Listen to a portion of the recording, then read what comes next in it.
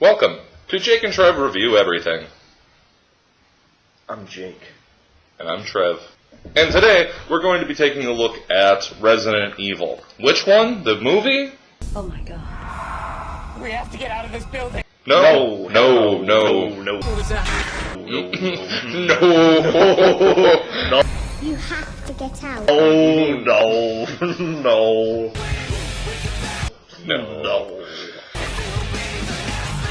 No, we're actually going to be taking a look at the original video game in the series. Resident Evil. Not quite the original. What we have here is the director's cut. And as anyone who watches movies know, the director's cut is usually something that's going to be a little closer to the original vision for how it was supposed to turn out. So, in many ways, this is the completest, Resident Evil. This game was released in 1997, at least the director's cut version. It is a Capcom mainstay. When this game first came out, it was actually one of the first games released for the PlayStation 1. It actually came in the original long case for the PlayStation 1. Right, this is one of those games that sold the system. This is really what a lot of console gamers will tell you, and I agree, is one of the first survival horror games that kind of kicked off the genre. And then you had, after that you had Silent Hill. Yeah. Also there were some spin-offs like Dino Crisis. Dino Crisis, it was Resident Evil with dinosaurs. Clock Tower. I'm not familiar with Clock Tower series, but that's alright. Some kind of weirdo? So, we're going to be taking a look at the graphics, gameplay, a few other general factors, how it really holds up when you try to play it today, and we're going to talk a little bit about where the series has gone since the original iteration here. It's a celebrated series. I think it's one that has kind of fallen on hard times in recent years. Oh, absolutely. And we kind of figured that delving into this game and playing it again would give us some ideas of how it was originally, warts and all, and what the series has become since and where they kind of went bad. Bizarre murder cases have recently occurred in Raccoon City. Bravo team went to the hideout of the group and disappeared. Resident Evil is the story of a group of specialized police officers known as STARS have to go out to a mansion in the middle of nowhere where there have been reports of cannibalism happening to people that wander out into the mountains. The team that you're a part of is going out to find another team that was already sent out there and mysteriously disappeared. Mm-hmm. And, early on, right at the beginning of the game, you touch down and things are worse than they were told that they were going to be, or perhaps expecting.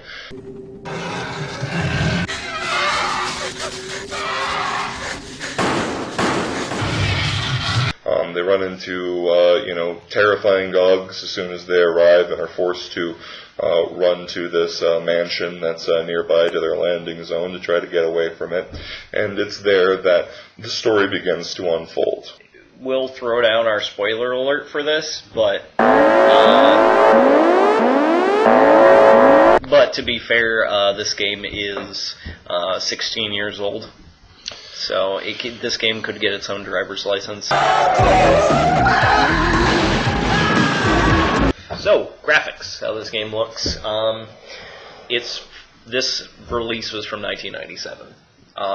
You're going to be able to see the polygons up close and personal. Its original graphics were actually pretty good for the time. I think that they definitely succeeded in making everything distinct enough.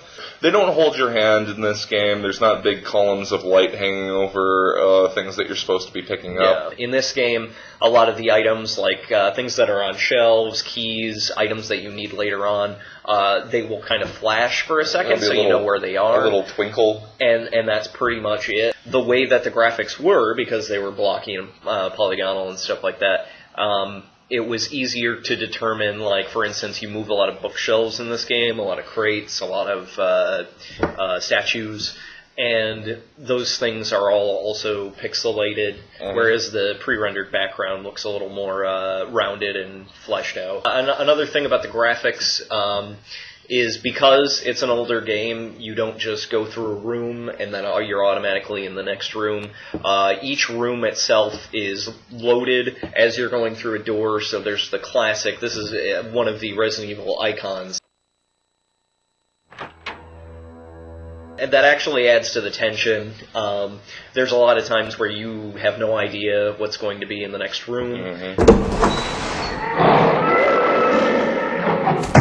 The character animations and stuff, they're a little goofy at times. I noticed in the end of the game that there was, when you access a computer, there's like an animated hand in first-person view that does all the typing, and it's well articulated, but for the most part, when you're actually out in third person in the game doing things, your hands are big, blocky Final Fantasy VII mitts. So they're punching gloves. You're walking around with big digital punching gloves on your hands. You're supposed to be trying to move things around. Unlock this door.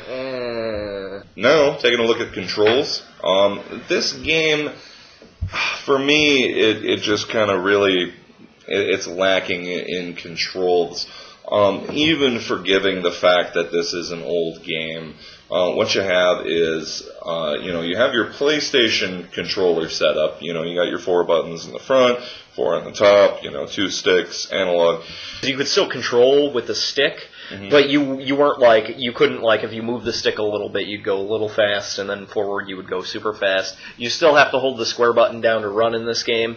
The force feedback's really the only thing that you get out of this. When you get hit by a monster or a zombie, or if a generator kicks on somewhere, then the controller rumbles, and that's about it. Most of the buttons, or at least half the buttons on the controller, don't do anything in the game. What would you say you do here? It's a very simple functionality. As you said, square to run and X to do. Can you play? The only interesting thing about the controls is when you have a weapon equipped, it's not just out all the time like your modern-day shooter.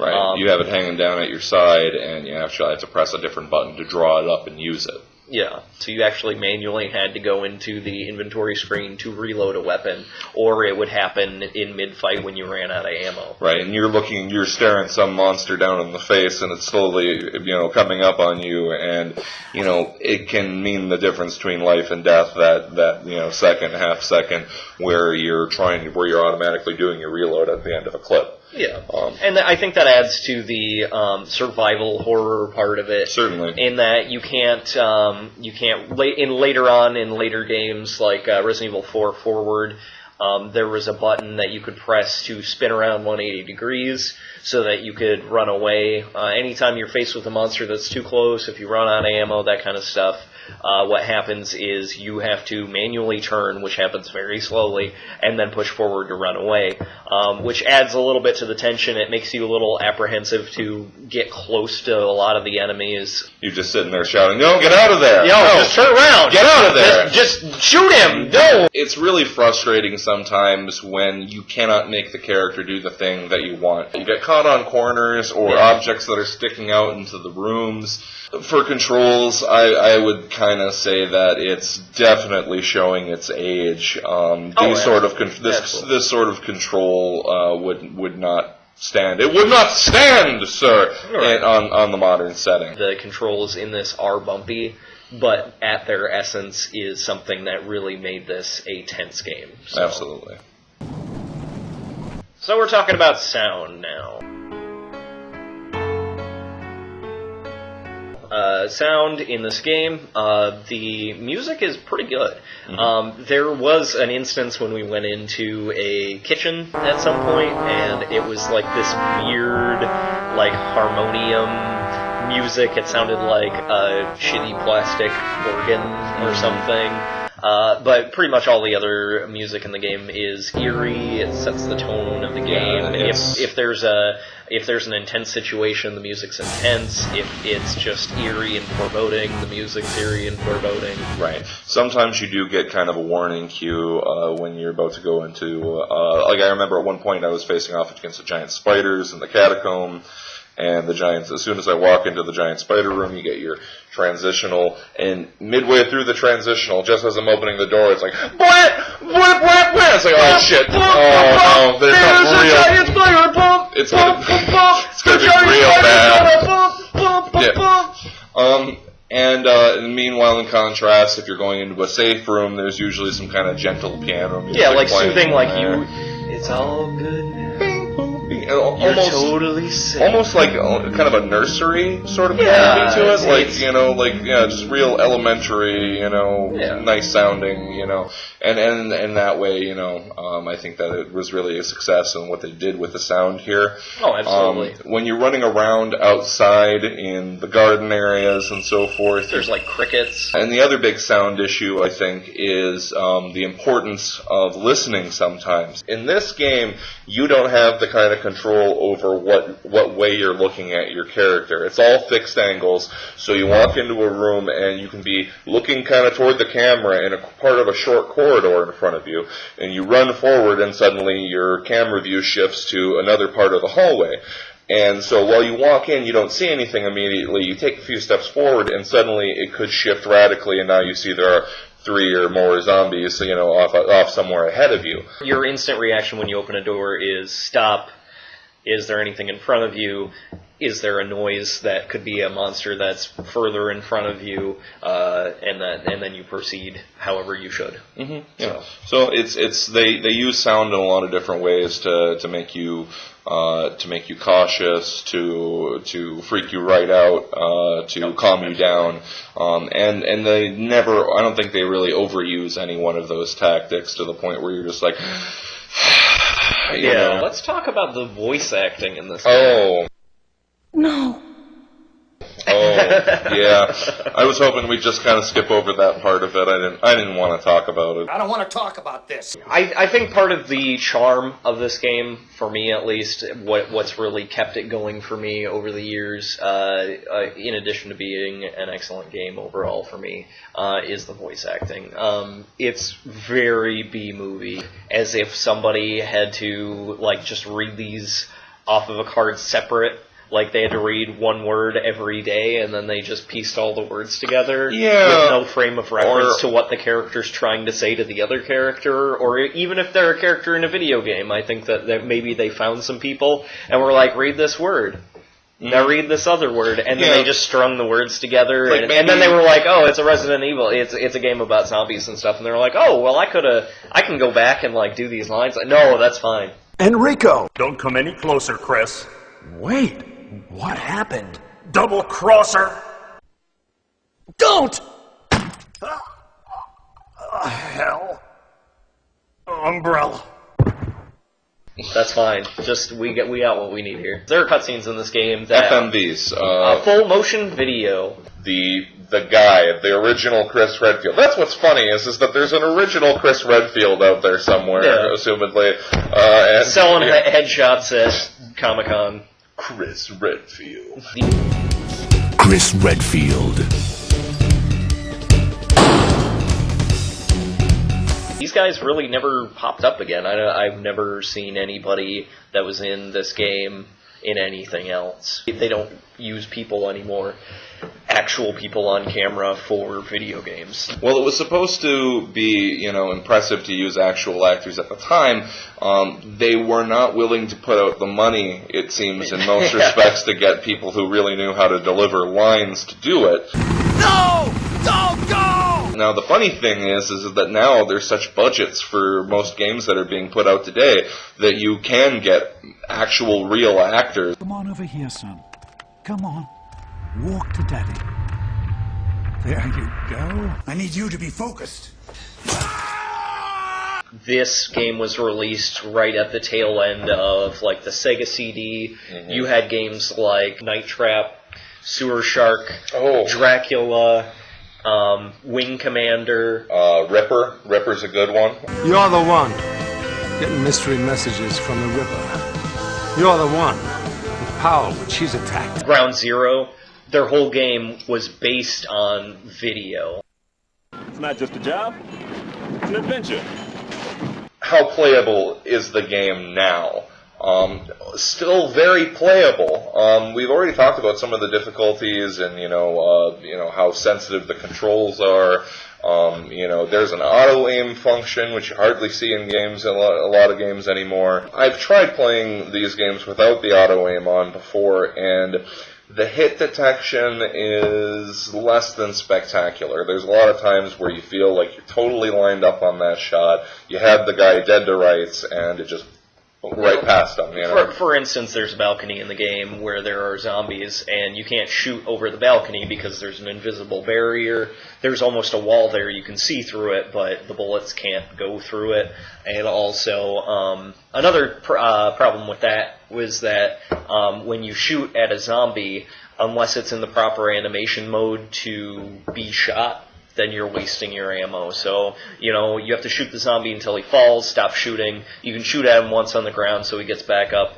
And then you gotta wait until he fully gets back up, done with his animation, be able to shoot him again. And that's really frustrating, especially in a game like this where they are not, falling over themselves to give you more resources to kill their monsters. Oh, absolutely. Part of the survival horror is not having a whole lot of ammo. We were playing Chris Redfield's version, so we had the Magnum. You do not want to waste Magnum ammo because they don't just hand it out like candy. It's a very limited resource, and it's used to kill the bosses in the game. It's used to kill the final boss in the game.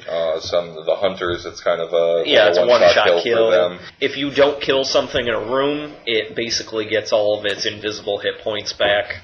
Yeah. So that was another important thing, was that you had to kill whatever you were shooting at in the room. Otherwise, when you came back in, it would be at full health, and you'd have to shoot that 10 more handgun ammo to kill that zombie. When you play in this game, if you play as Jill Valentine, you get 8 inventory slots. If you play as Chris Redfield, you get 6 inventory slots. Mm-hmm. The inventory slots are taken up by anything as small as an ink ribbon for a typewriter to a bazooka. So the proportion of that is really frustrating, especially if you have to take items into an area to use them, like crests or anything to solve a puzzle or a door key or something, and then you need to grab like health, or you need to grab another item or more ammo. You'll find that your slots are taken up more often than not. Normally with Chris Redfield, that's one of his weaknesses. Even when you're playing as Jill Valentine, it really is, it's still a problem, even with those extra 2 slots. So you find yourself having to go drop things off in the box and then the magic box that's connected to all other magic boxes in the mansion. When we did our playthrough of this, it took us about 6 hours to complete. Completionists, people who played this game and are proud of their end scores and results could feel free to laugh at us in our 6 hours playtime. Resident Evil 4, where you got the attaché case, you could move things around, you could organize it. One of my favorite things to do when I hear that somebody is playing Resident Evil 4 is to ask them if I could see their attaché case, because nobody keeps a mess of it. Everyone is so meticulous and professional about their attaché case. It was a godsend for people who played Resident Evil games, and it's definitely one of the ways that the newer games have over the original Resident Evil games. You did a really good job. Now, a major concern for a lot of people who play games is replay value, and in that way, that's something Resident Evil had going for them right from the beginning. You have your Chris scenario and your Jill scenario. So at base, two different games. I mean, they're not entirely different. A lot of their parts are similar, but there are characters they interact with, and also places that they go, and weapons that are different, as well. So to really get the full breadth and depth of this game, you'd have to play through it 6 times or more. You can also unlock infinite weapons, the special key. At the end of the game, you get that standard when you beat the game, and you can start over. You can use the special key in a room that will give you a different outfit to wear. The original reason that we wanted to play this game was to kind of compare to how the Resident Evil series has been doing in recent memory. Resident Evil 6, I didn't really play it myself, but I heard a lot of bad things before that. We had Raccoon City, which was also commercially and critically panned. Mm-hmm. These are problems that Resident Evil is having, and the first thing that we wanted to touch on was that Resident Evil has kind of broadened its scope a little too much. In the first game, you have just a mansion, it's in the woods, you don't know what's going on there. It really is the genesis of the series, because this is where we find out that Umbrella is doing kind of the biological testing with the T-virus. You get into the second game, Resident Evil 2 has a police station in the city. You're in the city now instead of out in the woods. And then in 3, it's pretty much the city over again. You have a larger area to roam in, but those 3 kind of keep it pretty tight. Not considering the offshoots, then you go directly into 4. 4 skips everything about the T and G virus, starts over with Los Plagas. It's in a different town. It's not a city, but it is a rural area in another country, and the scope of that is kept to a village and a castle, and then also its own facility, because you always end up in a fucking facility where they make the juice, where they make the evil sauce. But at least they never ended up at the Hive in any actual Resident Evil game. You're all going to die down here. Also in 5, it's very similar to 4. It's a little more ambitious, I think. You do have your village to start off in, and then you do go to, like, a boat, you go to a facility, you go to a underground cavern. The areas are a lot more widespread. 5 is arguably the game where things started to go a little haywire. Right. And then that leads right into 6. The common belief when it comes to sequels is that to do the sequel better, you have to raise the stakes, you gotta make it bigger, and that's why they, have gone from just in a very confined setting to the large setting. But the problem with that is that now it's gone to the point where bioweapons have become a worldwide concern that everyone's aware of. There's not really a feeling of isolation and being on your own and dealing with these scenarios anymore. There's the BSAA that is, the organization that deals with it, huge paramilitary organization with branch offices all over the world to form a response team to these outbreaks. And, it's gotten to the point where everyone's too well prepared to deal with these things. The stakes have been raised too high, and now the only real option left for Resident Evil 7 is to nuke it from orbit. It's almost like it's become XCOM zombie monsters. Right. The other big problem with 6 is they wanted to please everybody, and now they've pleased nobody. Your core audience of fans. They wanted to have the return to some of the hallmarks of what they remember from Resident Evil. To do that, they had multiple scenarios that you could start out with from the beginning. In 6, you could start as Leon, or you could start as Chris, or you could be Wesker's son. Wesker Jr. Now you're wrong. When you did the Leon scenario, there's actual real zombies, like back from the old days. That's our cue to get the hell out of here. But at the same time, they made the different campaigns so different from one another in how they work. Chris's campaign ended up feeling more to me like Gears of War. And if you want to play Gears of War, go play Gears of War. In some ways, it could be argued that the march forward technologically has killed the old way of doing things, so you couldn't even remake Resident Evil, the original, anymore, and have it even feel, you could feel, but have it closely resemble the first game. Oh, absolutely. If it was an over-the-shoulder camera game, it would be really hard to give you that feeling. I think the closest they came was 4, and from there they just kind of got crazy with the bells and whistles and innovations, and if they had stuck closer to the thematic feeling of 4, in 5 became more of an action shooter. There were a lot of horrible monsters and things and that were happening, but it didn't really make you feel at any time that you were helpless to it. it got to the point where, you come into a room and you're not fighting monsters, you're fighting guys with guns. When you're pumping round after round into a zombie and it just keeps coming at you, that's what's scary about a Resident Evil zombie to me. Yeah. And when it picks up a rifle and then you play this game of cat and mouse where, you duck behind something and you take a couple pot shots and then, Right. rinse, repeat, you're not really... it's not really a pure Resident Evil experience to me. So, Trev, it's kind of obvious, but what do you think about Resident Evil 1 after having not played it for a very long time? Like I said, it still holds up. It still is a whole lot of fun. Even though the graphics are dated and some of the play elements are dated, it's still terrifying at times. Even when I knew that there were things coming up, it's a heck of a game. It has deserved and earned its reputation very well, and there's a reason that it's considered a PlayStation classic. Mm-hmm, absolutely, and I would agree. Again, this is one of the first PlayStation games that I played. It has a lot to do with my tastes in video games now. It's shaped my likes, and it's been a while since I played it, but we just played it recently, and yeah, absolutely, it still holds up.